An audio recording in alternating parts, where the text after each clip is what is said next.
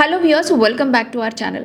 So ఫారెన్‌కి వెళ్ళాలంటే IT సెక్టార్‌లోనే job చేయాలి. ఆ తర్వాత అక్కడి నుంచి ఆన్ సైట్ ఆఫర్ వస్తే వెళ్ళాలి. లేకపోతే చదువుకోవడానికి వెళ్ళాలి అనేది చాలా మందికి తెలిసింది. చాలామంది చేసేది కూడా. అయితే గవర్నమెంట్ జాబ్‌తో ఫారెన్‌కెళ్ళే ఛాన్స్ గురించి ఈ వీడియోలో నేను చెప్పబోతున్నాననమాట. సో అదే ఐఎఫ్ఎస్, ఇండియన్ ఫారెన్ సర్వీస్.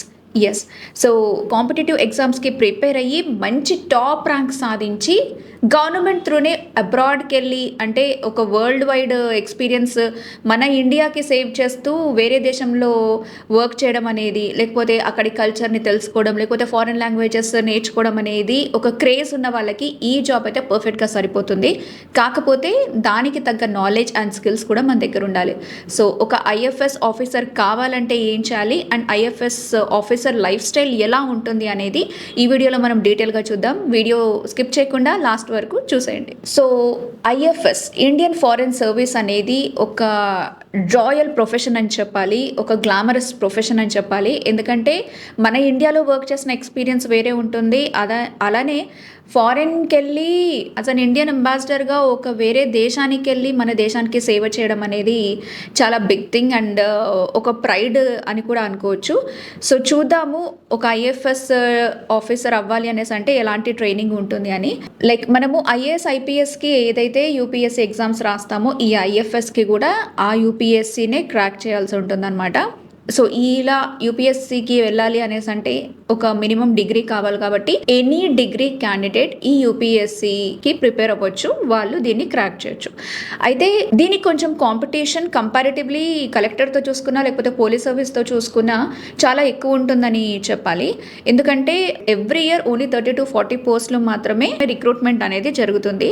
కాబట్టి ఇఫ్ ఎట్ ఆల్ మీరు ఆ కాంపిటేటివ్ ఎగ్జామ్ రాసిన తర్వాత మీ ర్యాంక్ విత్ ఇన్ 100 ఉంటేనే దీనికి మీరు ఎలిజిబుల్ అవుతారు. సో దీనికి కాంపిటీషన్ అయితే కొంచెం కంపారిటివ్లీ తక్కువ ఉంటుంది, పోస్టులు కూడా తక్కువ ఉంటాయి. కాబట్టి వన్స్ దీన్ని క్రాక్ చేసిన తర్వాత ట్రైనింగ్ ఎలా ఉంటుంది అన్నది కూడా తెలుసుకుందాము. ట్రైనింగ్ వచ్చేసి లబస్నాలో ఒక బేసిక్ ట్రైనింగ్ అని అయితే మీకు ప్రొవైడ్ చేస్తారు. ఆ తర్వాత ఢిల్లీలో ఉన్నటువంటి సుష్మా స్వరాజ్ ఇన్స్టిట్యూట్లో, ఆ ఇన్స్టిట్యూట్ ఫారెన్ సర్వీస్కి సంబంధించిన ఇన్స్టిట్యూట్ కాబట్టి అక్కడ ట్రైన్ అవుతున్న టైంలోనే మీకు ఇంటర్నేషనల్ లాంగ్వేజెస్ అనేది నేర్పిస్తారు. ఎందుకంటే ఇక్కడున్న మన బేసిక్ ఇంగ్లీష్ ఆర్ లేకపోతే లోకల్ లాంగ్వేజ్ సరిపోదు.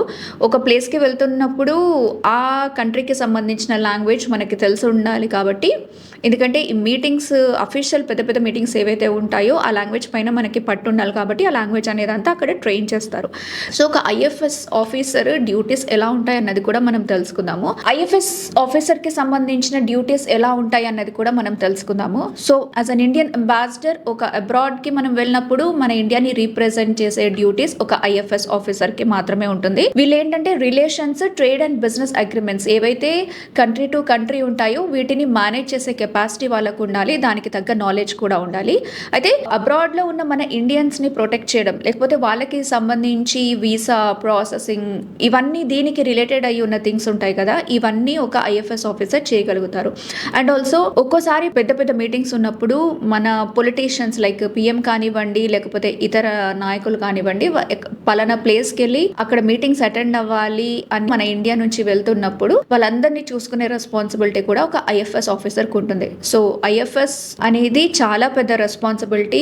బయట చేయడం అన్నది, బయట అబ్రాడ్లో చేయడం అనేది అది ఇంకా పెద్ద రెస్పాన్సిబిలిటీ. అండ్ వీళ్ళ లైఫ్ స్టైల్ గురించి మాట్లాడుకుంటే యాజ్ ఐ సెడ్ చాలా రాయల్గా, గ్లామరస్గా ఉంటుందని చెప్పాలి. ఎందుకంటే గవర్నమెంటే వీళ్ళకి ఉండడానికి షెల్టర్ అండ్ ఆల్సో మెయిడ్స్ ఎవరైతే ఇంట్లో అవసరం ఉంటుందో అదంతా కూడా గవర్నమెంటే ప్రొవైడ్ చేస్తుంది. కాబట్టి చాలా చాలా ఒక లగ్జరియస్ లైఫ్ని వాళ్ళు లీడ్ చేయొచ్చు. ఇది చూసుకుంటే మనము నార్మల్గా మనం ఎక్కడికైనా వెళ్ళాలనుకున్నప్పుడు మన పాస్పోర్ట్ బ్లూ కలర్లో ఉంటుంది. ఒక ఐఎఫ్ఎస్ ఆఫీసర్కి మాత్రమే ఒక మెరూన్ కలర్ పాస్పోర్ట్ ఉంటుందన్నమాట. అంటే officially they or through government అనేది ఆ పాస్పోర్ట్ని చూస్తే అర్థమవుతుంది. ఒక విఐపి స్టేటస్ అనేది ఎలా ఉంటుందో సేమ్ అలానే వాళ్ళ లైఫ్ స్టైల్, వాళ్ళ లివింగ్ స్టైల్, అక్కడ ఉండేటువంటి అంతా కూడా అలానే ఉంటుంది. ఒక విఐపిని ఎంత జాగ్రత్తగా ది బెస్ట్ ఫెసిలిటీస్ అన్నీ ఇచ్చే చూసుకుంటారో ఐఎఫ్ఎస్ ఆఫీసర్ని వేరే కంట్రీలో ఉన్నప్పుడు అలానే చూసుకుంటారు.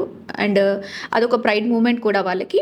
అండ్ శాలరీ విషయం గురించి కూడా మనం మాట్లాడుకుందాం, ఐఎఫ్ఎస్ ఆఫీసర్కి ఎలా ఉంటుందనేది. అయితే బేసిక్ పే ఇండియాలో ఉన్నన్ని రోజులు సేమ్ ఉన్నప్పటికీ కూడా in case if they are travelling to abroad on this service వాళ్ళకి ఫారెన్ అలవెన్స్ అనేది ఉంటుంది. లైక్ డాలర్స్ ఆర్ యూరోస్లో కౌంట్ చేసి దాని ప్రకారంగా పే అయితే ఉంటుందన్నమాట.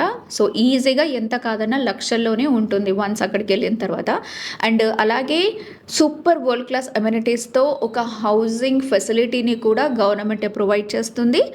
ఇంట్లోకి చెప్పినట్టు ఇంట్లోకి పనులకి అన్నిటికీ ప్రతి ఒక్కదానికి మెయిడ్స్ అయితే ఖచ్చితంగా ఉంటారు.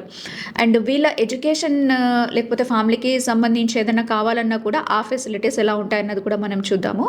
ఇఫ్ ఎట్ ఆల్ ఒక ఐఎఫ్ఎస్ ఆఫీసర్ కిడ్స్ ఫారెన్లో చదువుకోవాలి అని అనుకుంటే వాళ్ళ స్కూల్ ఫీజెస్ ఎంత ఉన్నా అది కంప్లీట్గా ఇండియన్ గవర్నమెంటే బేర్ చేస్తుంది అనమాట. As a part of they duty వాళ్ళు వేరే ప్లేస్లో ఉన్నారు కాబట్టి బర్డెన్ అవ్వకుండా ఉండడానికి ఇండియన్ గవర్నమెంటే పిల్లల ఫీజు యొక్క సంగతులన్నీ బేర్ చేస్తుంది. అండ్ హెల్త్ కూడా ఏదైనా హెల్త్ ఇష్యూ వచ్చినప్పుడు మెడికల్ ఎమర్జెన్సీ నీడ్ ఉన్నప్పుడు హై క్లాస్ ఫెసిలిటీస్ ఉన్నటువంటి హాస్పిటల్లో ఫ్రీగా వాళ్ళు సర్వీస్ కూడా పొందొచ్చు.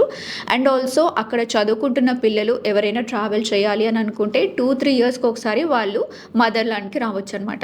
సో ఈ ఫెసిలిటీస్ అన్నీ కూడా ఒక ఐఎఫ్ఎస్ ఆఫీసర్కి ఉంటాయి. చూడడానికి వినడానికి చాలా రాయల్గా అనిపిస్తుంది కదా. సో చాలా తక్కువ మందికే ఈ ఐఎఫ్ఎస్ గురించి, అంటే ఎవరైనా కాంపిటేటివ్ ఎగ్జామ్స్కి ప్రిపేర్ అవ్వాలి అనుకున్న వాళ్ళు ఈ ఐఏఎస్ ఐపీఎస్ అనేది కాకుండా, లేకపోతే ఇంకో వీడియోలో మాట్లాడుకున్నాం ఐఆర్ఎస్ అనేది, దానికి సంబంధించి కాకుండా ఐఎఫ్ఎస్ అవ్వాలి అని అనుకునేది చాలా తక్కువ మంది ఉంటారు.